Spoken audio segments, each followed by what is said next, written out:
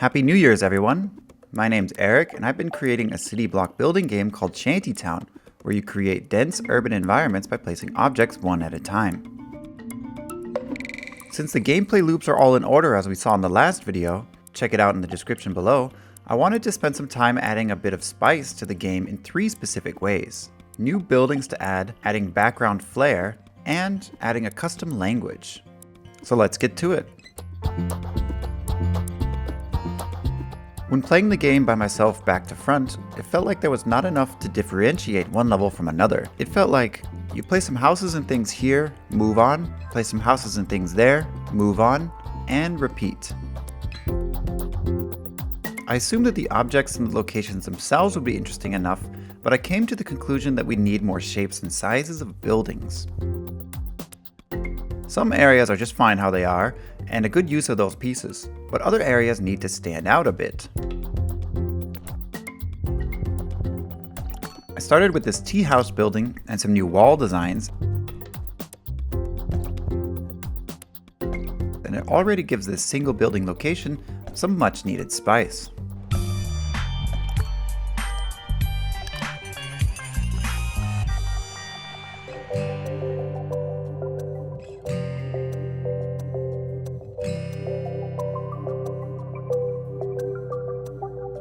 I also added some more boards to some of these stilt platforms so people wouldn't fall through the cracks so easily.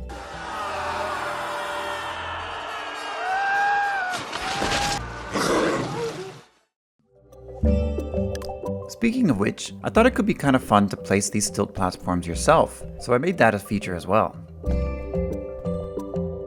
This area here is meant to be a vertical farming harbor area, so the easy solution was to make the buildings much more vertical to match that intention.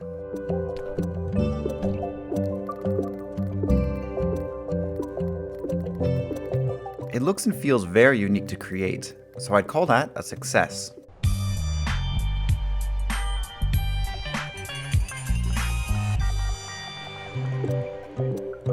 The next level I wanted to adjust was this big island casino based off on a barge restaurant called Jumbo that was destroyed a couple years ago.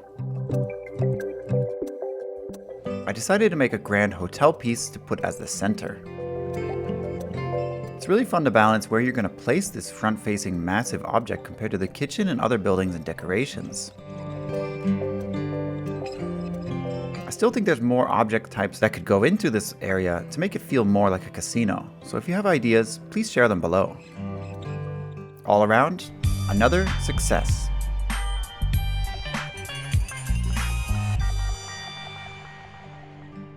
Looking out from the windows of your grand casino across the quiet marsh made me think, we need something between locations. So I spent some time and made a variety of boats.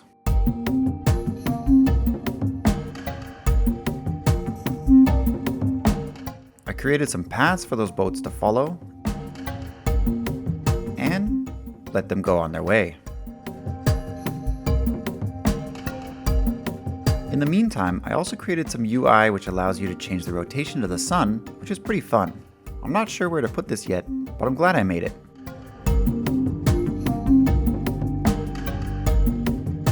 Now that the waters are a bit more lively, it's time to look up to the skies and think about birds.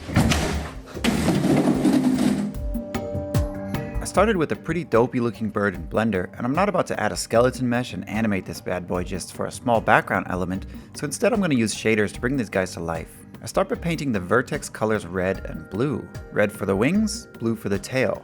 Now, let's make a material. We have our bird, looking very painted indeed. Let's slap on a sine wave, multiplied by time in the world position offset, and our bird is moving. It's moving. It's alive. Oh, it's alive. It's alive. It's alive. It's alive. We can increase the amount of movement and also add a multiplier for speed. Maybe that's a bit much. He's moving too far forward, so let's actually move him vertically. In materials, RGB is X, Y, Z, so the full blue is only up and down.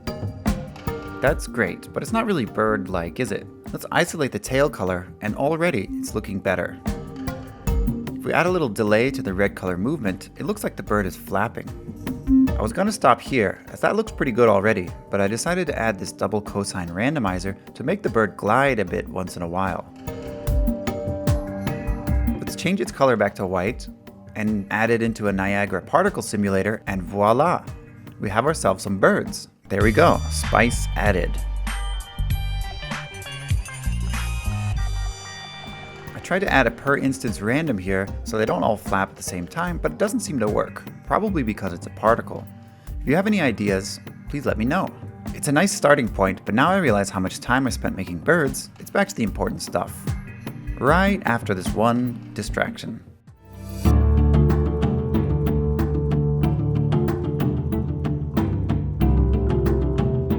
The advertisements and electric signs in the game are in a language I made up, and I had this idea for a long time that it would be fun to be able to write your own signs in that language.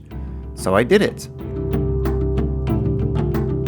Basically, the way the language works is you create a character for each syllable, similar to Korean, except we have a vowel in the middle and then consonants on either side of the vowel read in this order, with a maximum of 3 on each side, which I think is enough.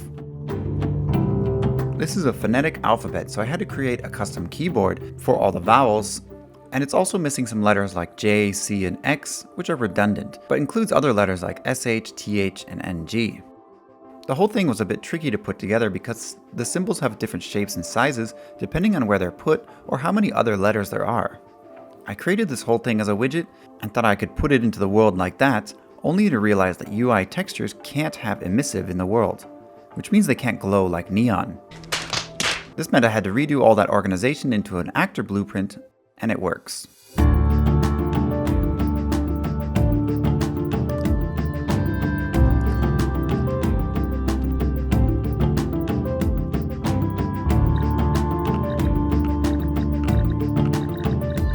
It's pretty amazing. This is probably one of those unnecessary details that will impress 1% of players, but regardless, it makes me happy knowing that it's possible.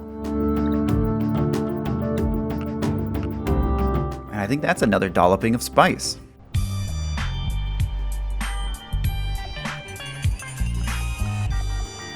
Thanks for watching this devlog. Check out the Steam page if you haven't already, and feel free to sign up for the playtests. If you're signed up already and thinking, why can't I playtest yet?